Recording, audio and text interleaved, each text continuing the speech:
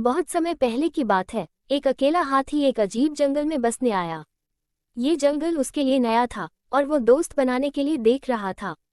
वो सबसे पहले एक बंदर से संपर्क किया और कहा, नमस्ते बंदर भैया, क्या आप मेरे दोस्त बनना चाहेंगे? बंदर ने कहा, तुम मेरी तरह झूल नहीं सकते क्योंकि तुम बहुत बड़े हो, इसलिए मैं तुम्हारा दोस्त नहीं बन सकता। इसके बाद हाथी एक खरगोश के पास गया और वही सवाल पूछा। खरगोश ने कहा, तुम मेरे बिल में फिट होने के लिए बहुत बड़े हो, इसलिए मैं तुम्हारा दोस्त नहीं बन सकता। फिर हाथी तालाब में रहने वाले मेढक के पास गया और वही सवाल पूछा। मेढक ने उसे जवाब दिया, तुम मेरे जितना ऊंची कूदने के लिए बहुत भारी हो, इसलिए मैं तुम्हारा दोस्त नहीं बन सकता। अब हाथी वास्तव में उदास था क्योंकि वो बहुत कोशिशों के बावजूद दोस्त नहीं बना सका। फिर एक दिन सभी जानवरों को जंगल में इधर उधर दौड़ रहे थे। ये देखकर हाथी ने दौड़ रहे एक भालू से पूछा कि इस उपद्रव के पीछे का कारण क्या है।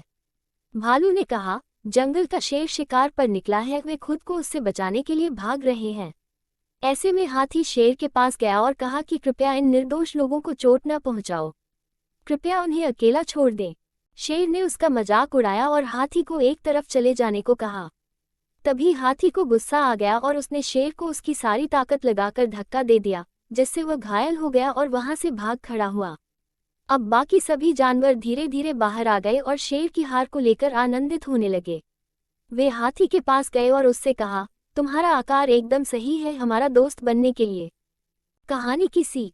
इस कहानी से हमें ये सीख मिलती है कि एक व्यक्ति का आकार उनके मूल्य का निर्धारण नहीं करता है।